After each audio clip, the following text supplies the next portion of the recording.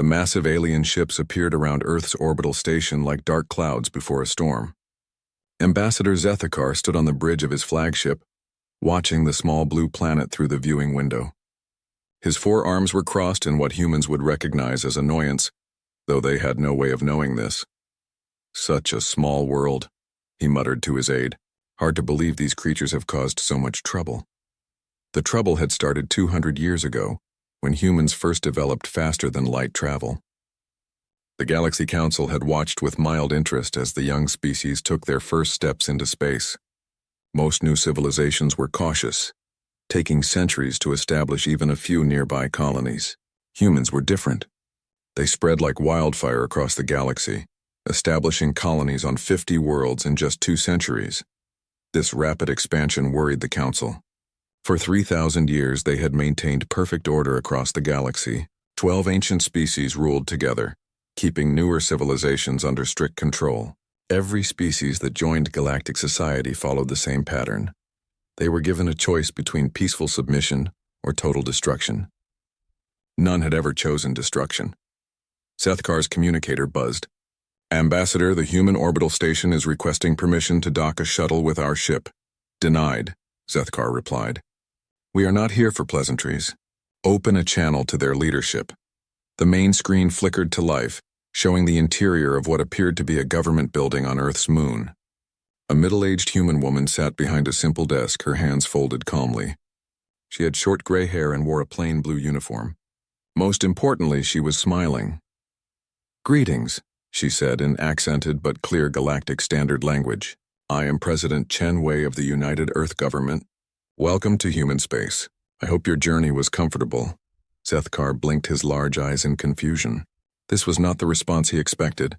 "I am Ambassador Zethikar of the Galactic Council. I bring a message from the 12 ruling species of this galaxy." "How exciting," President Chen replied, her smile growing wider. "We've been looking forward to formal contact with the Council. Would you like some tea while we talk? I have some excellent jasmine tea from Earth," the ambassador's aide whispered urgently in his ear. But Zethikar waved him away. This human was either very brave or very foolish. "I am not here for refreshments. I bring an ultimatum from the Galaxy Council." "An ultimatum?" President Chen leaned forward with apparent interest. "How fascinating. Please continue." Zethikar activated his official recording device and began reading from the formal declaration. "By order of the Galaxy Council, representing the 12 ancient and noble species who rule this galaxy, humanity is commanded to surrender all military forces, submit to Council oversight, and accept protective custody status. You have 72 standard hours to comply. Failure to surrender will result in the complete elimination of your species." He expected fear, panic, or at least some sign of distress. Instead, President Chen nodded thoughtfully as if he had just given her a weather report. "I see," she said after a moment. "And this ultimatum, is it negotiable?" "There are no negotiations," Zethikar replied firmly. "The Council has spoken. Your species has expanded too rapidly and represents a threat to galactic stability. You will submit or be destroyed." President Chen tapped her fingers on the desk, still maintaining that strange smile. "May I ask what other species have chosen when given this ultimatum?" "All have chosen wisely," Zethikar said with pride. "Every civilization recognizes the futility of opposing the Council's might. Your species numbers only 10 billion across 50 worlds. The Council commands trillions across thousands of systems." "Impressive numbers," President Chen agreed. "Tell me, Ambassador, have you ever been to Earth?" The question caught Zethikar off guard. "I have no need to visit primitive worlds." "Oh, but Earth is quite lovely this time of year. The cherry blossoms are blooming in Japan, and the autumn colors are starting in North America. You really should visit sometime." She paused, then added, "After we finish our business here, of course." Zethikar's aide was frantically checking his instruments. He leaned over and whispered, "Sir, our sensors show massive energy spikes across all human colonies. They appear to be powering up weapon systems." The ambassador felt a moment of satisfaction. Finally, a normal response. "President Chen, our sensors indicate your military is mobilizing." "This is pointless. Stand down your forces immediately."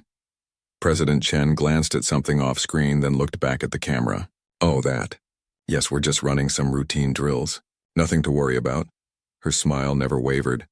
"Routine drills?" Zethkar's voice rose in pitch. You have been given an ultimatum by the most powerful force in the galaxy, and you call military preparations routine drills?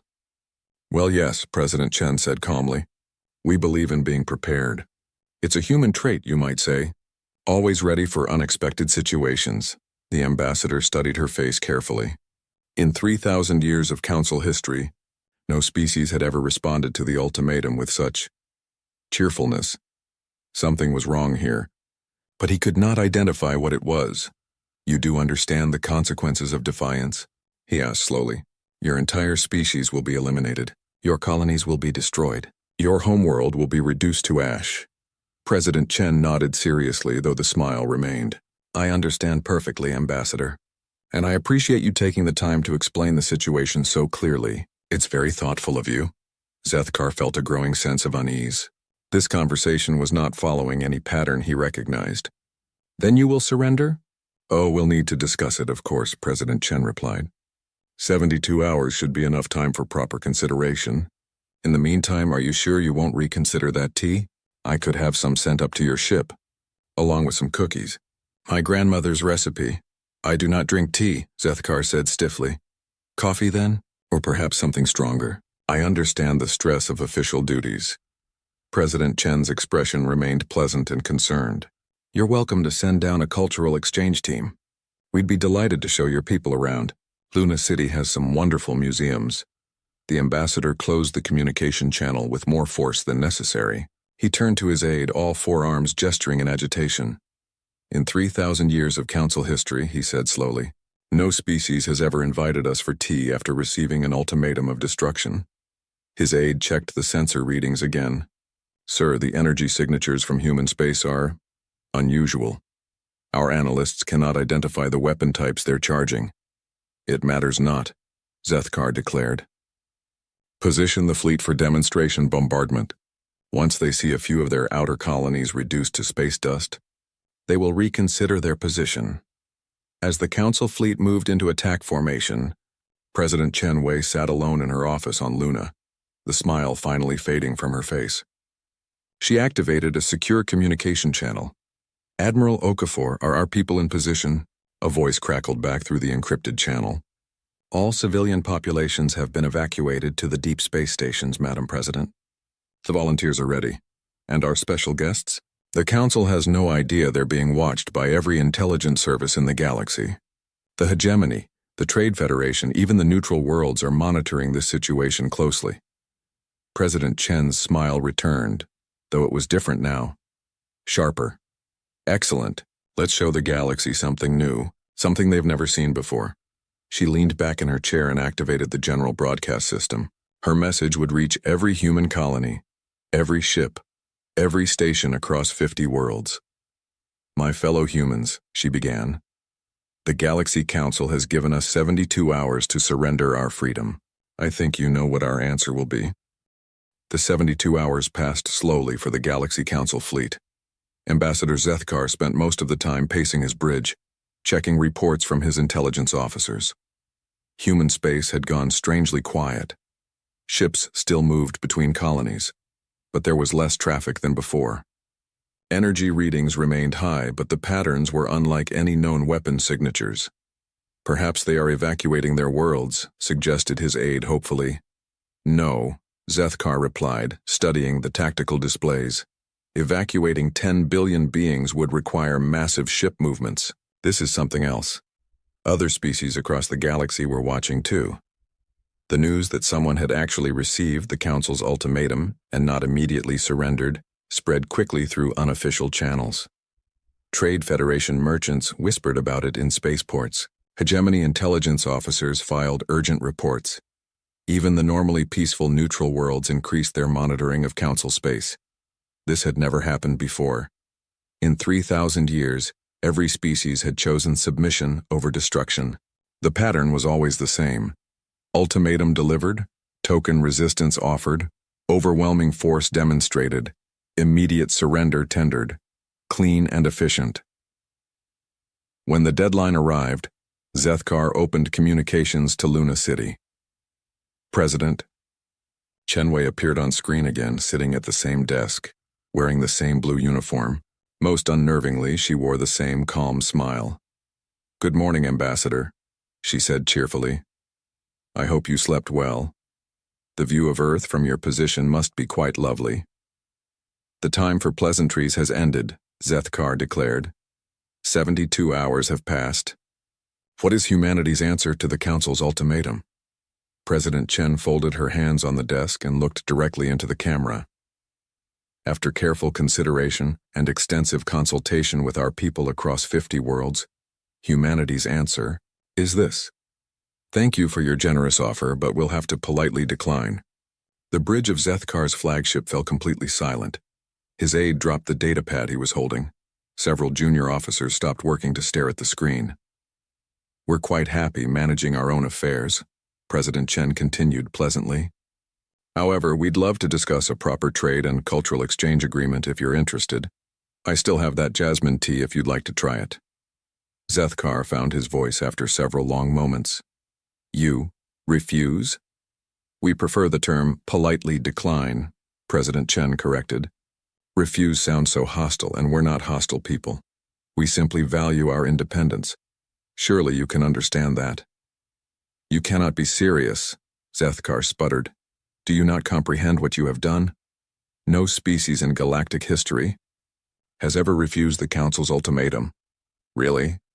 President Chen seemed genuinely interested. "How fascinating." "Well, there's a first time for everything, isn't there? We humans have always been fond of making history." The ambassador activated his threat assessment protocols, reading directly from the official manual. "Your refusal means the immediate implementation of punitive measures. Your species will be eliminated. Your worlds will be destroyed. Your very existence will be erased from galactic records." President Chen nodded thoughtfully. "I understand that's your traditional approach, Ambassador. But I think you may be misunderstanding something fundamental about humanity." "And what is that?" Zethkar demanded. Her smile grew wider, and for the first time the ambassador noticed it did not reach her eyes. There was something else there now, something that made his four stomachs clench with unease. "We don't surrender, Ambassador.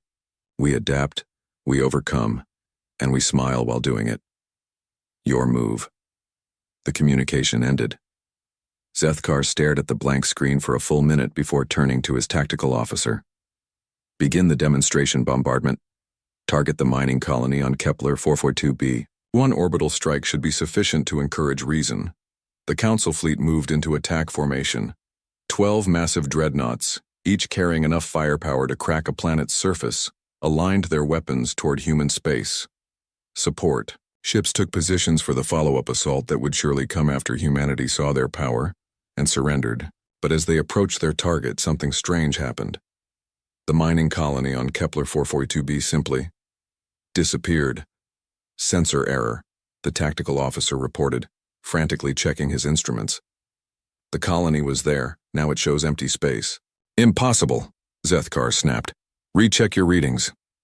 "Sir, I'm reading vacuum where there should be a colony of 50,000 humans and full mining infrastructure. It's as if they just vanished." Zethkar moved to the tactical station himself. The readings were clear. Where satellite images had shown a thriving mining operation just hours before, there was now nothing but empty space and the rocky surface of the planet below. "Check the other colonies," he ordered. One by one, the reports came back. Colony after colony showed the same impossible result. Buildings, infrastructure, defensive platforms all gone. Not destroyed, not abandoned, simply not there anymore. "How is this possible?" Zethkar's aide whispered. Before anyone could answer, the communication system activated without authorization. President Chen Wei's face appeared on every screen aboard every ship in the Council fleet simultaneously. "Hello again, Ambassador," she said, her voice coming from speakers throughout the ships. "I hope you're not too disappointed about the colonies. We thought it would be rude to make you destroy empty buildings." "How are you accessing our communications?" Zethkar demanded. "Oh, we've had people monitoring your systems for quite some time," President Chen replied casually. "Very impressive technology, by the way. We've learned a great deal from studying it." The ambassador felt cold fear creeping up his spine. "Where are your colonists?" "Safe," President Chen said simply. Did you really think we'd leave our people defenseless when we knew you were coming? We've been preparing for this conversation for 50 years, Ambassador. Preparing how? President Chen's expression became almost maternal, like a teacher explaining something to a slow student. The Galaxy Council has a very predictable pattern, Ambassador. Ultimatum, demonstration of force, submission. We studied your methods carefully. Every species that joined galactic society followed the same path. Every species except one. What species? Zethkar asked, though part of him already knew the answer. Ours, President Chen said with pride. We decided to try something different, something that's never been attempted in the 3,000 years of council rule. And what is that? Her smile returned to its full brightness. We decided to say no and mean it.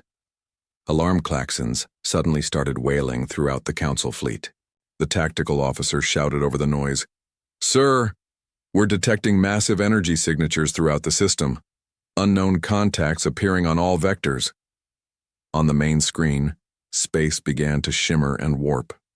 Ship after ship materialized from what seemed like empty void. They were human vessels, but unlike any the Council had seen before. Sleek, fast, and bristling with weapons that defied identification. "You see, Ambassador," President Chen's voice continued calmly over the chaos. "While you were busy ruling, through fear for 3,000 years we were busy learning. Learning about your technology, your tactics, your weaknesses, and most importantly, learning how to hide until we were ready to introduce ourselves properly." Admiral Sarah Okafor's voice replaced President Chen's on the communication channel. She was a tall woman with steel gray hair and the bearing of someone who had spent her life in space. "Galaxy Council Fleet, this is Admiral Okafor of the United Human Defense Force. You are now completely surrounded. I'm sure your sensors have confirmed that we outnumber your fleet 3-1. Zethkar checked his tactical display. It was true. Human ships had appeared everywhere, emerging from asteroid fields, nebulae, and seemingly empty space itself. How had they hidden so many vessels?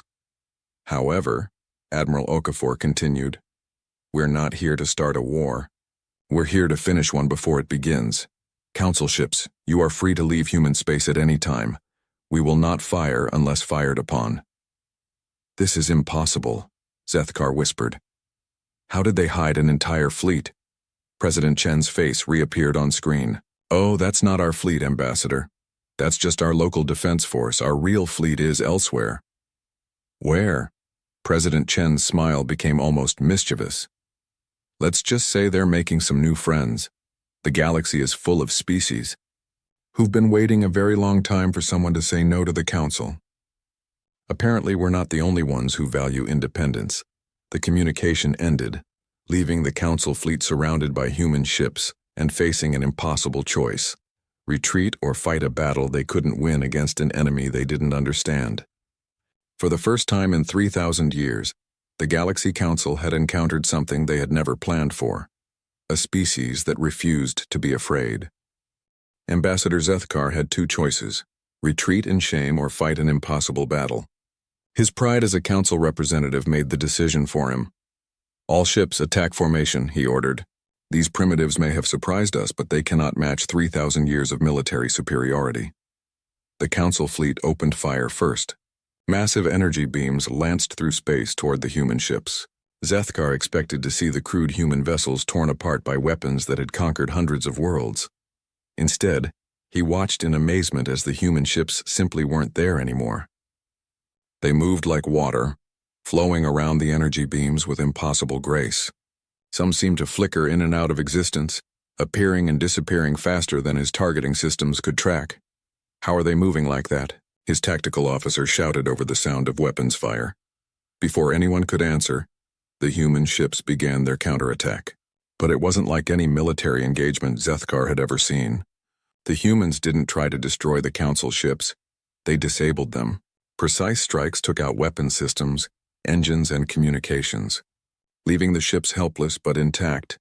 And throughout the battle, human voices could be heard on open communication channels, talking to each other like they were playing a game. "Nice shot, Rodriguez. You got their main cannon on the first try. Thanks, Captain. Hey, that big one on the left looks lonely. Should we keep him company? Why not? Just remember to leave their life support alone. We're not barbarians. Zethkar couldn't believe what he was hearing. These humans were treating a life-or-death battle like some kind of sporting event. Even worse, they were winning. His flagship shuddered as human weapons struck its engine compartment. Emergency lights flickered on, and his aide reported massive systems failures throughout the ship. Sir, we've lost main engines, weapons control, and long-range communications.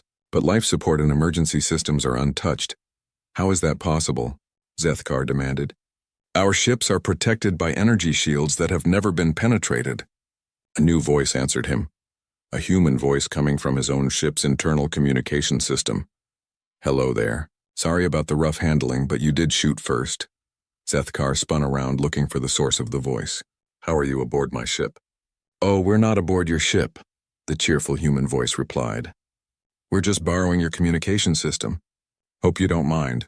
We wanted to make sure you were okay after that hit. You attacked us to make sure we were okay. Well, yes. We disabled your weapons so you couldn't hurt yourselves or anyone else. Safety first, you know. Zethkar's forearms began shaking with rage and confusion. You are attacking the Galaxy Council. This is an act of war against the most powerful force in the galaxy. Actually, another human voice joined the conversation. We're defending ourselves against an unprovoked attack. You came to our space, threatened our people, and opened fire first. We're just responding appropriately. Appropriately? Zethkar's voice rose to a near shriek. You have declared war on galactic civilization itself. Have we? The first human voice sounded genuinely curious. Because from our perspective, we politely declined your ultimatum. You attacked us and we defended ourselves. That's not war. That's self-defense. The tactical display showed that most of the Council fleet was now disabled. Human ships moved between the drifting Council vessels, but they weren't finishing them off. Instead, they seemed to be helping. Sir, his aide reported in a stunned voice. The humans are sending repair crews to our damaged ships. What? They're asking permission to come aboard and fix our life support systems. They say they noticed some of our ships have environmental problems after the battle. Zethkar stared at the tactical display. This made no sense. In 3,000 years of galactic history, victorious forces destroyed their enemies. They didn't offer to fix their air conditioning. The communication channel activated again. This time it was Admiral Okafor's voice. Council ships, this is Admiral Okafor. We know some of your vessels have suffered life support damage. We're prepared to send medical and technical assistance. No strings attached. Why? Zethkar found himself asking. Because you're living beings in distress, Admiral Okafor replied simply. We may disagree about politics, but we're not going to let people die from preventable causes. But we attacked you. Yes, you did. And we defended ourselves. But the fighting's over now, isn't it? No point in holding grudges. Zethkar looked around his bridge. Half his crew was injured, life support was failing, and they were completely at the mercy of their human captors. Yet instead of demands for surrender or threats of execution, the humans were offering medical aid. What do you want from us? He asked. Right now? We want to make sure everyone's safe and healthy, Admiral Okafor replied. After that, we'd like to have a conversation. A real conversation, not ultimatums or threats. And about what? About the future of the galaxy. About whether we can find a better way to handle disagreements than threatening to destroy entire species.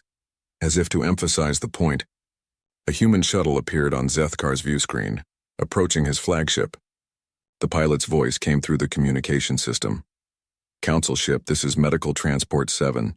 We have doctors and engineers aboard, plus some really good coffee. Permission to dock? Zethkar looked at his aide, who shrugged all four of his shoulders helplessly. Nothing in Council military doctrine covered this situation. Permission. Granted, Zethkar said slowly. 20 minutes later, human medical personnel were treating wounded Council crew members while human engineers worked to repair damaged systems. The humans worked efficiently and professionally, chatting casually with Council personnel as if they were old friends instead of recent enemies. Dr. Sarah Kim, the lead human medic, approached Zethkar while her team worked. She was a small woman with kind eyes and hands that moved with precise skill as she treated his aide's injured arm. You're lucky, she told Zethkar. Your people build really solid ships. Most of the damage is superficial. Why are you helping us? Zethkar asked. We came here to destroy your species, Dr. Kim paused in her work, considering the question. Because that's what people do, she said finally. When someone's hurt, you help them.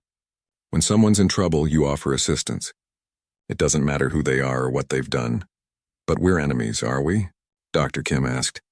I mean, we had a disagreement and a brief fight, but does that make us enemies forever?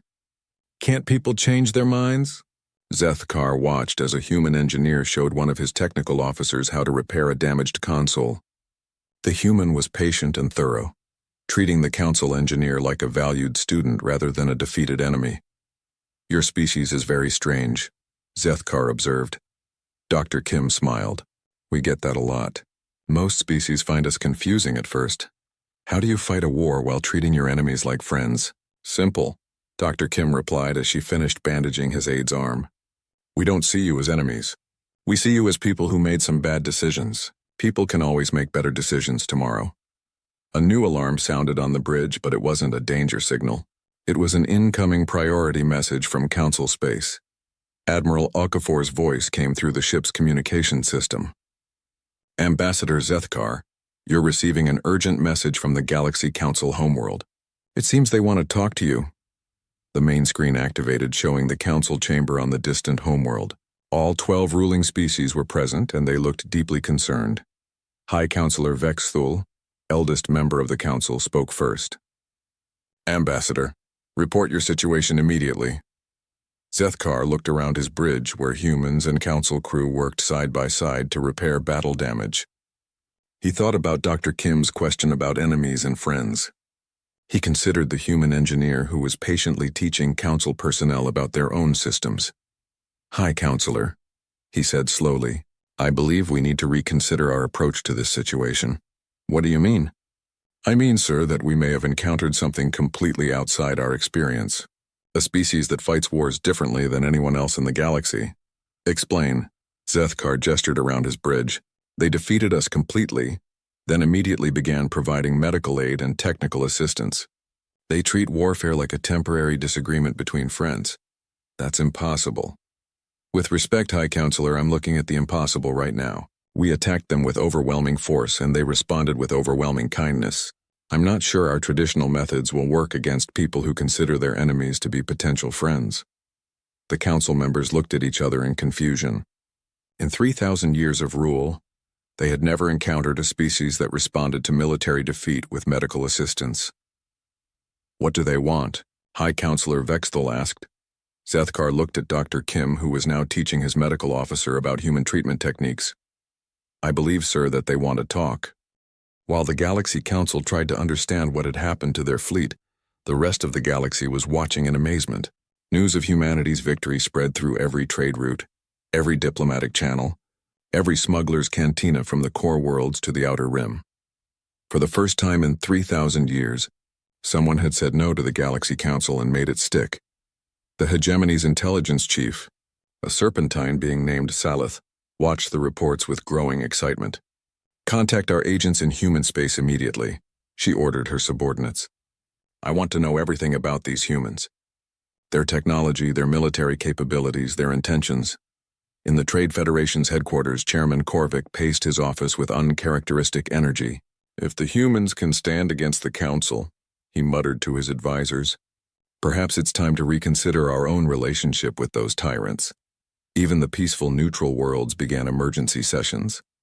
Ambassador Reith of the Crystalline Coalition spoke for many when she said, perhaps we have been neutral for too long. Perhaps it is time to choose a side.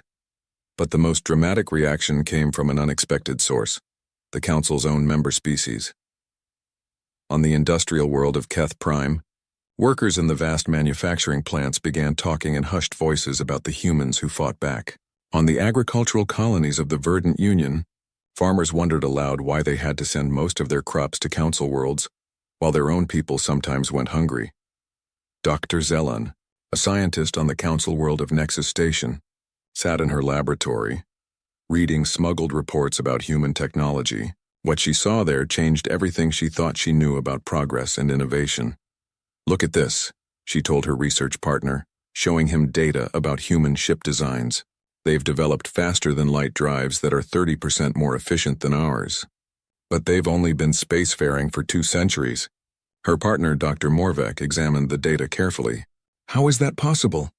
Because they don't follow our rules, Dr. Zeeland replied with growing excitement. Look at their design philosophy. They don't try to build perfect ships that last forever. They build good ships quickly, then improve them constantly. They share their innovations freely between colonies instead of keeping trade secrets. That goes against everything the Council teaches about proper technological development. Exactly, and it works better than our system. Meanwhile, back in human space, President Chen Wei was having a very different kind of meeting with her military leaders. They were gathered in a secure conference room beneath Luna City, and the mood was serious. The Council fleet is neutralized for now, reported Admiral Okafor. But we can't assume they'll give up easily. 3,000 years of habit don't change overnight. What's our strategic position? President Chen asked. General Morrison, head of human intelligence, activated a holographic display of the galaxy. Better than we hoped. Our agents report that 17 different species have made unofficial contact, wanting to know more about our methods. The Trade Federation is quietly moving assets away from Council space. Even some Council member species are showing signs of unrest. Unrest how? Work slowdowns, increased communications between worlds, requests for better trade agreements. Nothing dramatic yet, but the seeds are there. President Chen studied the display thoughtfully. What about our real military assets? The ones the Council doesn't know about yet? Admiral Okafor smiled grimly. Still in position and still undetected. The generation ships have reached their staging areas. The deep space installations are fully operational. If this goes badly, we can evacuate our entire population and continue the fight from mobile platforms. Let's hope it doesn't come to that, President Chen replied. Any word from our diplomatic mission? They arrived at the Council homeworld this morning, reported Foreign Secretary Yamamoto. Security was extensive, but they were allowed to dock and are requesting formal audience with the High Council. President Chen raised an eyebrow. They actually agreed to meet. Apparently, our little demonstration convinced them that we're worth talking to. The diplomatic mission President Chen mentioned was indeed making history at that very moment. Ambassador Helena Torres walked through the corridors of the Galaxy Council's ancient headquarters, flanked by 2 human security officers and surrounded by a dozen council guards. The building was impressive. Massive halls filled with art and artifacts from thousands of worlds, representing 3 millennia of galactic civilization. But Ambassador Torres noticed something troubling. Everything was old. The art, the technology, even the architecture seemed frozen in time. How long since this building was renovated? She asked her council escort. The alien dignitary looked confused by the question. Renovated? This structure has remained unchanged for 1,500 years. It represents the eternal stability of council rule. I see, Ambassador Torres replied, though privately she wondered how a civilization could remain stable by never changing anything. They entered the main council chamber, a vast circular room with 12 elevated platforms arranged around a central speaking area.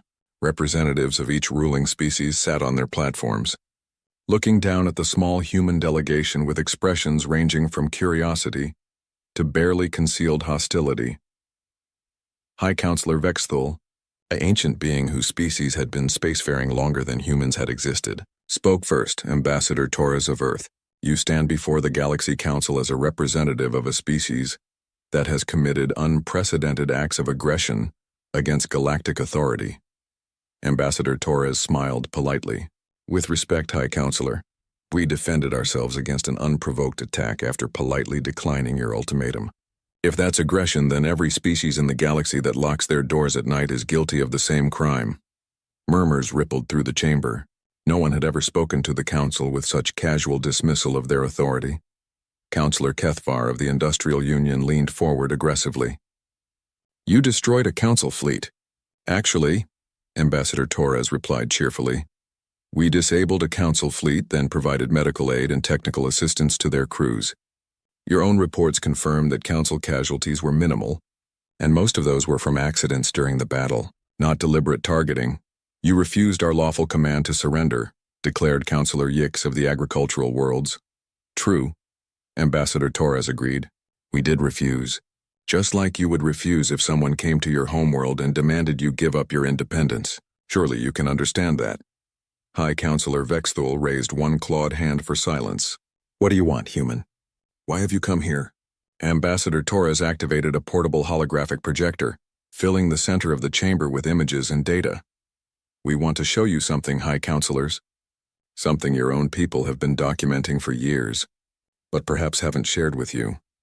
The hologram showed economic data, technological development charts, and population statistics from across Council space. The picture they painted was troubling.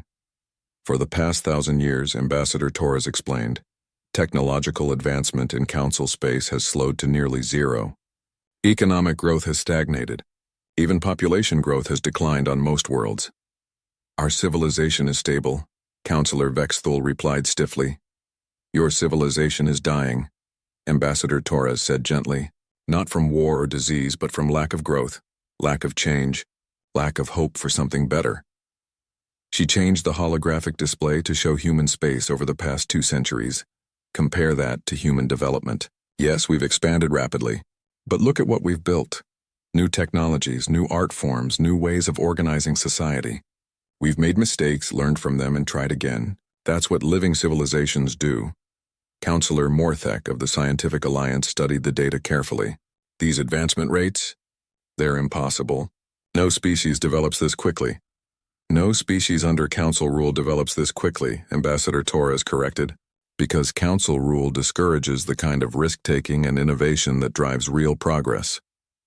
You speak of chaos, Counselor Yix declared. Without proper control, civilizations destroy themselves. Some do, Ambassador Torres agreed. But some thrive.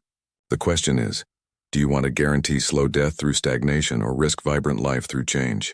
She changed the display one more time, showing communication intercepts and intelligence reports from across the galaxy. Right now, 17 different species are reconsidering their relationship with the Council. Trade Federation worlds are quietly organizing alternative supply chains. Even some of your own member species are asking questions they haven't asked in centuries. What questions? High Counselor Vexthul asked quietly. Why do we send our best resources to Council worlds while our own people struggle? Why haven't we developed new technologies in 500 years? Why do we need permission from distant bureaucrats to make decisions about our own worlds?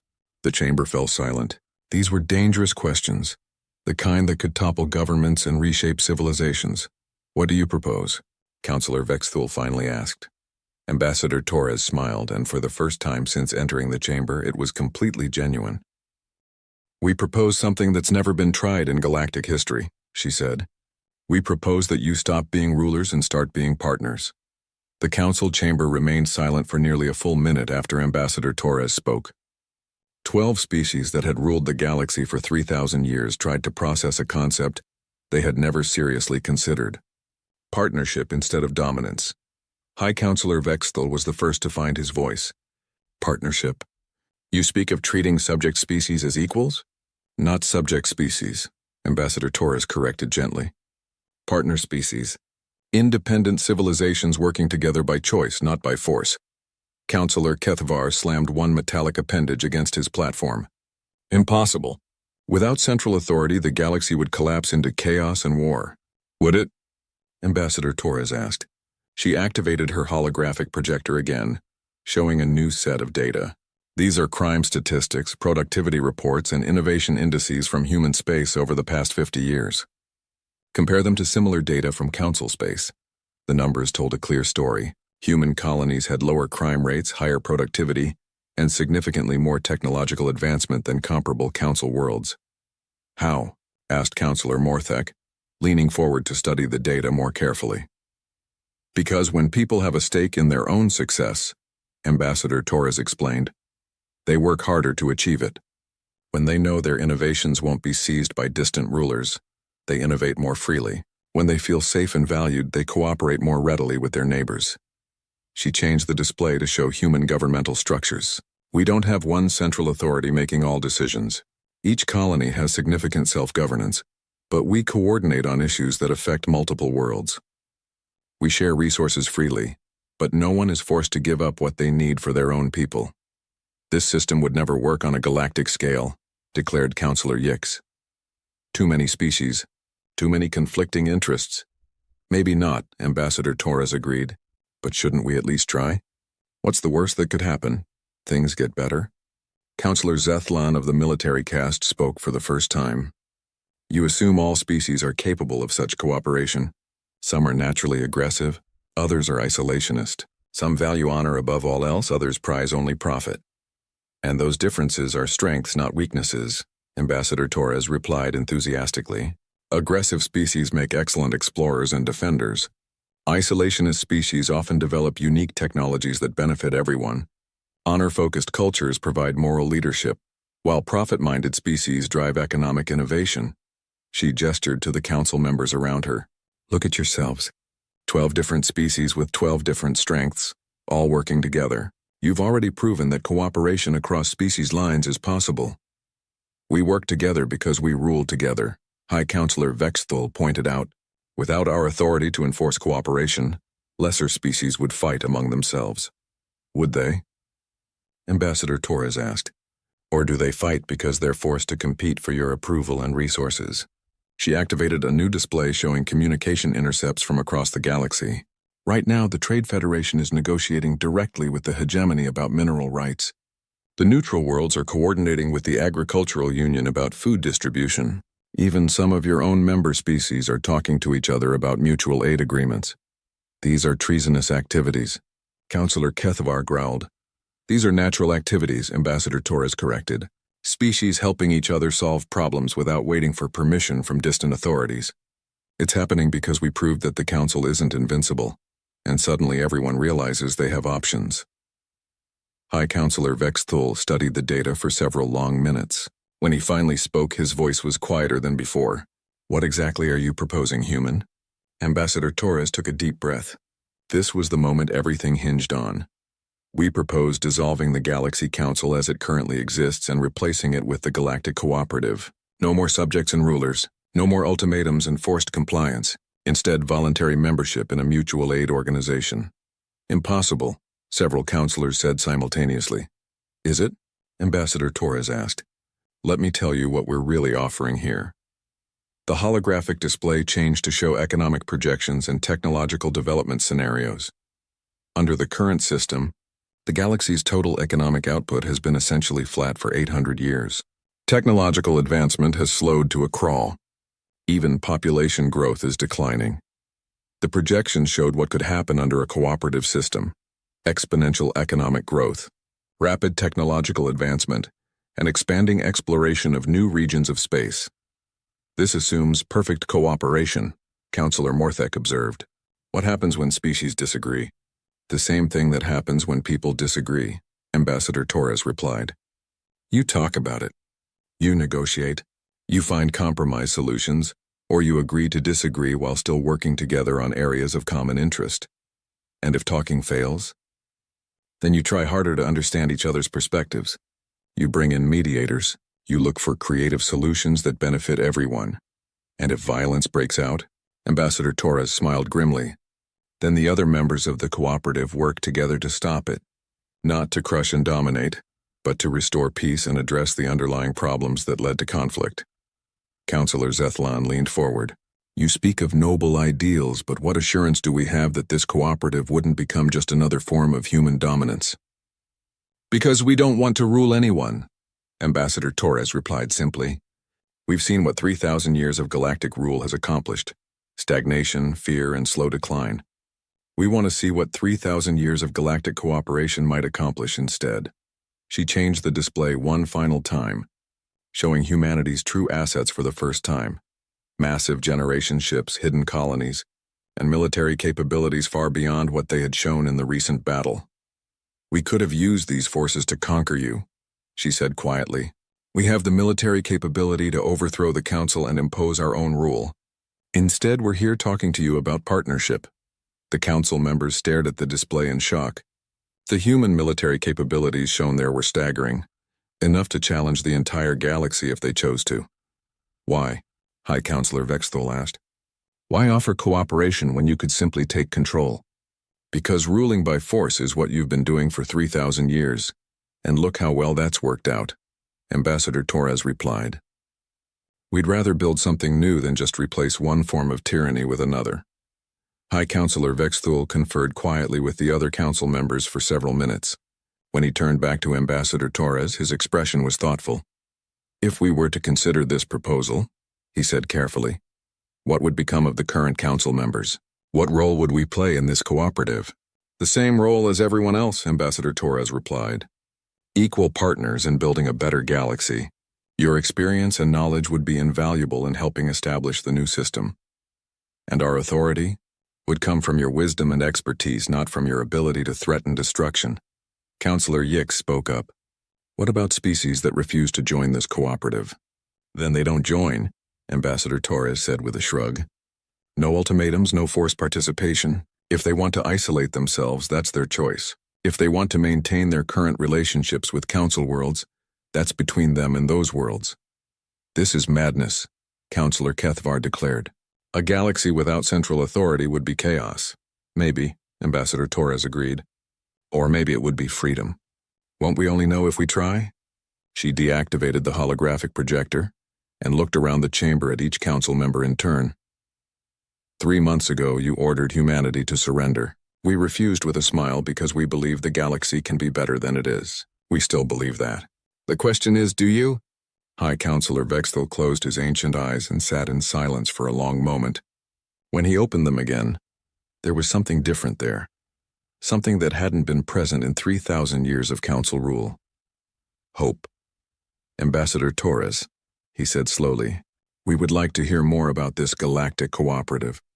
1 year later, President Chen Wei stood in the observation deck of New Geneva Station, watching as construction crews from 12 different species worked together to build the cooperative's first joint research facility. Human engineers worked alongside crystalline architects, while verdant biologists consulted with industrial fabricators about environmental systems. Ambassador Zethkar approached her, moving with the easy confidence of someone who had found new purpose in life. The quarterly report shows remarkable progress, he told her. Economic growth is up 40% across former council space. We've had 17 new technological breakthroughs in just the past month. Any problems? President Chen asked. The usual growing pains. The warlike clans are still adjusting to resolving disputes through negotiation rather than combat. The Merchant Federation keeps trying to corner markets until someone reminds them that cooperation benefits everyone more than monopolies. But